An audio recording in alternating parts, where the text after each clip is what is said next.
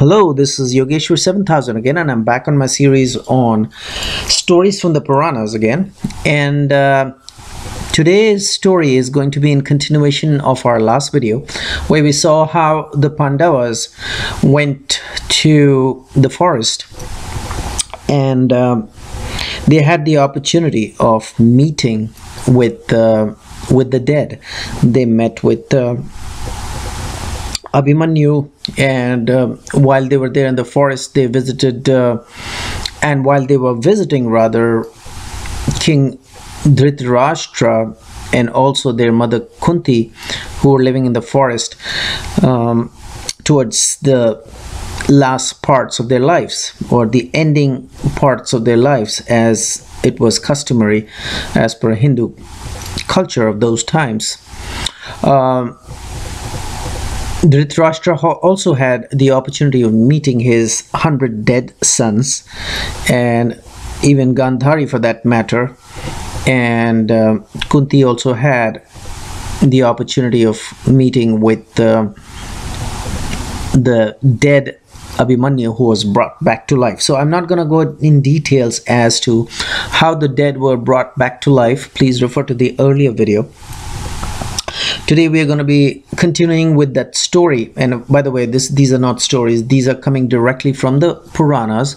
So I will request you to have rather complete faith and belief in it. It's not a figment of imagination, or it's not coming to you as some kind of a story which has been published either in paper or on the internet. Okay, this is coming directly from the Puranas. So after meeting the dead, when the Pandavas, and also after meeting their uncle Dhritarashtra, his wife Gandhari, their own mother Kunti, and also Sanjay, who had accompanied Dhritarashtra into the forest.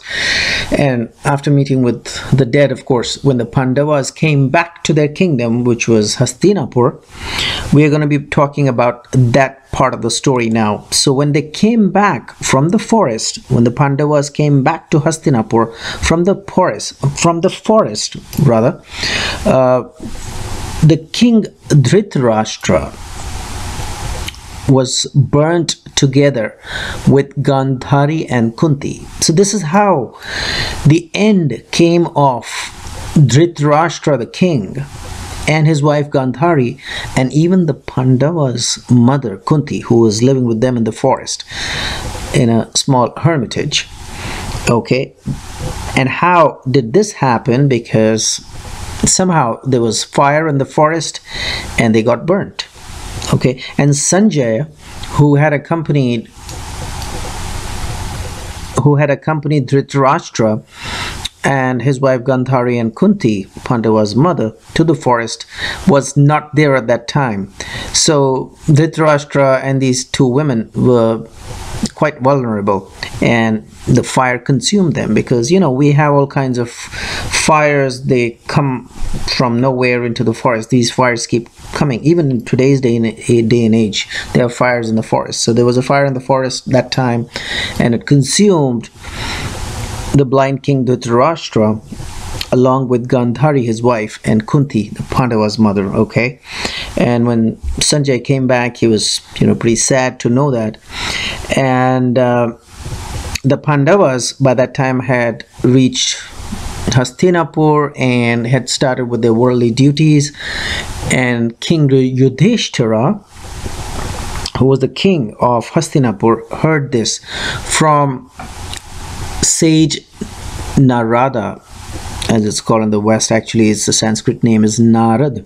Okay, so sage Narad, or he's also the sage of the gods, so he's actually called Devarishi. So he's the rishi of the gods. He, of course, has that power to be at any place at his own wish, and that's how, through sage Narad, King Yudhishthira came to know of the fire, that the fire had consumed Dhritarashtra, his uncle, Gandhari, his aunt, and his own mother Kunti, and he became very, very sad to know that. And here another thing was happening at the same time, that while the Kauravas family became extinct, because of course the sons, the 100 sons of Dhritarashtra had already died in the battle, and here the father Dhritarashtra along with Gandhari also died in the forest fire. Everything was destroyed. The descendants of Yadus, okay, which are actually Yadavas, were also destroyed. Okay, so they were the descendants of Yadu, and that's some other place. They were destroyed, and how they were destroyed is described in the Puranas. Is they got intoxicated by drinking wine, and they fought against each other, and they died in the presence of Krishna and Balarama. They were also Krishna and Balarama, two brothers. They were in the same I should say caste, it's okay to say caste. Yadus, Yaduvanshis as they were called. So while Krishna and Balarama was there, in their presence, the sons of Yadu, the descendants of Yadu, who were called Yadavas or Yaduvanshis, were destroyed by drinking wine and fighting against each other. Okay, and then when Balarama, Krishna's brother, saw that, because he was also a Yaduvanshi, he also left his mortal body. Okay, and Lord Krishna also left his body. He was actually struck by an arrow of a hunter, which he actually got a curse from a Brahmin, and he wanted to respect that curse. So this was God's Maya. It was a creation. God knew that's going to happen. And of course we know that Krishna is the Lord. He is God, Vishnu Avatara, or the incarnation of Vishnu himself. He knew all this is Maya. It's an illusion. He had to pay respect to that Brahman's curse, where he would be killed in this fashion. And so he got an arrow from a hunter who mistook him for an animal, and he got that arrow in his feet, and he just died. So here Balarama, Krishna's brother, died, and also Krishna himself died, and the entire Yadu's descendants, which were the Yaduvanshis or the Yadava clan, they all died because they fought against each other. And there, the other part we already discussed, how the Vanshas or the descendants of Kuru, which were called Kauravas, and the last Kauravas left was Dhritarashtra and his wife Gandhari. They were also consumed by fire. And of course Pandu's wife, or Pandava's mother Kunti, also died with them. So everybody was dying here. So this video is about how the death comes up for these great personalities, as has been described in the Puranas by sage Vyasa or Veda Vyasa. Okay, this is how the end came, even of Lord Krishna, because we are all bound by the laws of karma, the laws of this world, where whoever is born in this world has to leave his worldly existence at some point or the other. And then when Arjuna heard of this as well, he also became very, very unhappy about this, and he performed the funeral duties, and he saw the dead body of Arjuna. And we all know that Arjuna, in the great battle of Mahabharata, was his charioteer. He was the one who drove the chariot, where Arjuna was the fighter, and he came out victorious in that battle of Mahabharata. And of course Arjuna was very close to Lord Krishna, as we all know. He became very, very sad, and he went to perform the last funeral rites of Lord Arjuna. So here we have to understand even God is bound by the laws of this universe, where he got born and then he has to die as a mortal, and his funeral duties have to be performed by somebody, and Arjuna did that.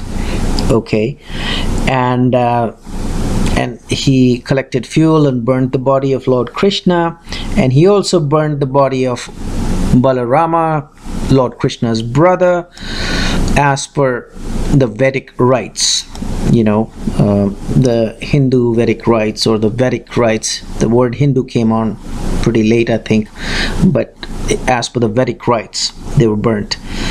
And Arjuna then went to Dwarka city, and we all know that Lord Krishna was the king of Dwarka city, and he removed all the inhabitants of the city, and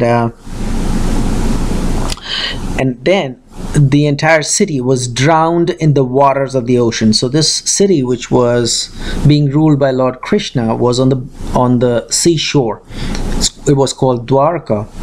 And after Arjuna told the inhabitants to leave the city was drowned in the ocean, as it is described in the Puranas. Okay, so here we're discussing how everything is ending, and this is how it all ended after the Mahabharata, and how the Pandavas went to Hastinapur to rule, and their mother died, and how the Kaurava sons of Dhritarashtra, 100 sons, they died in battle, and eventually their father and mother, Dhritarashtra and the mother Gandhari, they were also consumed by fire in the ocean. So while Arjuna was taking all the people with him after getting out of Dwarka, because Dwarka was consumed by the ocean as it was predicted by the great sages, he also felt very weak on the way back. Okay, so he removed the inhabitants of the city, and he was going back with the inhabitants. Some inhabitants of the city Dwarka may have left for some other place of their own, on their own, and he had some inhabitants of Dwarka city with him returning back, and he felt very weak on the way, and he came across a band of robbers, and there was a robber by the name of Abhiras. He plundered all the wealth and took all the wealth away, which was being carried by Arjuna out of Dwarka, because Dwarka, as we just discussed, had to be consumed by the ocean, and was consumed by the ocean. It sank. And also kidnapped the wives of Krishna. Can you imagine? The great powerful warrior like Arjuna could not help himself against the robbers.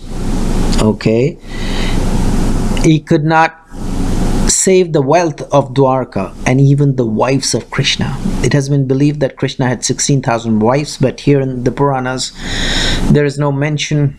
Maybe there would be a mention in some other script, but 16,000 wives is a lot of wives. He was bringing back 16,000 wives with the inhabitants, with the wealth of Dwarka as well, and he was plundered by the robbers. And this robber by the name of Abhiras, he took the wealth and the wives of Krishna as well. And Krishna and Arjuna felt, who was a great friend of Krishna, felt, and a disciple and a follower, whatever you may call him. Arjuna was a follower and a disciple and a devotee of Krishna, friend of Krishna, whatever you may like to call him, because he was everything to Krishna. Krishna loved him so much. He could not save the wives of Krishna, and he was known to be so powerful. And so he came back, and when he came back to his kingdom, which was Hastinapur, and that part where also used to be called as Indraprastha, he just said that, okay, I'm not gonna rule. He was very, very disappointed, and he was living in that place called Indraprastha, Arjuna, and he made Vajra, who was Aniruddha's son, the king of the place. Okay, And then Arjuna was so sad and so sorry and so disappointed that he could not protect the wealth of Dwarka, the people of Dwarka. Well, he could to some extent, but the wives of Krishna, and 16,000 of them, they were all taken away by the robbers. So he went to Vedavyasa, Maharishi Vedavyasa, and he said that he was powerless. And then Vyasa, the great sage, he said, well, there'll be a time when you and Vishnu will reincarnate in another yuga, okay, and then your heroic strength will be manifested again. So hearing this, Arjuna got some kind of a solace, but he was still having a very sorrowful heart, and he went to Yudhishthira in Hastinapur, the great king who was ruling Hastinapur, and informed him that this is how everything ended. Lord Krishna died, his brother Lord Balarama died, and Lord Krishna's wives, 16,000 wives, were kidnapped. He couldn't do a thing. He couldn't even protect the wealth of Dwarka. Of course, that was not as important as protecting the wives of Krishna. And he told the whole story to Yudhishthira, and Yudhishthira got very upset. The eldest brother, as we know, of the Pandavas, who was actually the king of Hastinapur. Of course, all the brothers was ruling. All the 5 brothers were ruling, but the main king was Yudhishthira, the eldest Pandava. He wanted to leave everything. He wanted to just go and retire to the Himalayas, to the mountains. Okay, and he lost all interest in ruling. So he installed Parikshit as the king of Hastinapur, okay, and Parikshit was Uttara's son. So Uttara was the wife of Abhimanyu, and Abhimanyu was the son of Arjuna, and he was the only descendant or a successor left of the Pandavas. And there's a whole story why the other children got killed. I'm not going to get into that. So what Yudhishthira did was that he was so upset that Abhimanyu, of course, was dead. His wife Uttara was living, and Uttara and Abhimanyu had a son called Parikshit, who was living with the Pandavas at that time, and he was 36 years old at that time. So he installed Parikshit on the throne, the 36-year-old Parikshit on the throne, and he went out in the company of his other 4 brothers and their wife Draupadi to the Himalayas. So the 5 Pandavas went to the Himalayas because they were so dejected, so disillusioned with life, that they said, okay, now we're just going to devote our lives to God, and we'll retire to the mountains, the Himalayas. Okay, and then here we know that Parikshit ruled for another 36 years in Hastinapur. So he was 36 at that time when he got the throne, and then he ruled for another 36 years. And then how he died was described in another video which I made as to how Parikshit died because of the curse of the sage whom he put a dead serpent around his neck. That's another story, so please refer to that video as well. And finally Takshak, the great snake Takshak, bites him and kills him, but that's another story. We'll not get into that. We are discussing how the Pandavas got disillusioned by hearing the news that everybody died. Their uncle died, their mothers died, and the aunt died, and then here they heard Krishna died, their biggest ally and friend. Balarama died, the Yadavanshi clan got destroyed. So everything was getting destroyed. So they felt very disillusioned, and all the 5 Pandavas, the eldest being Yudhishthira, they went up to the Himalayas.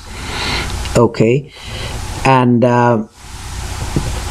then when they went up to the Himalayas, finally what happens was that they also eventually die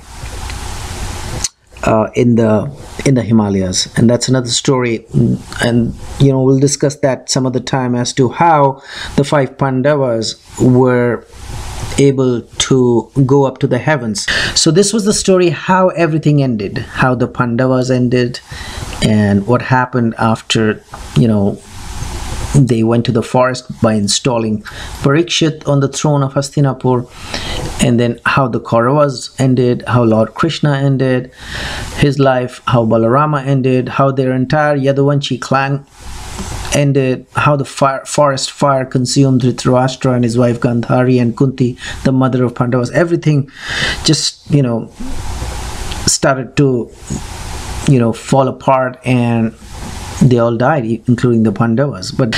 And so hopefully you did enjoy this video on stories from the Puranas, like always.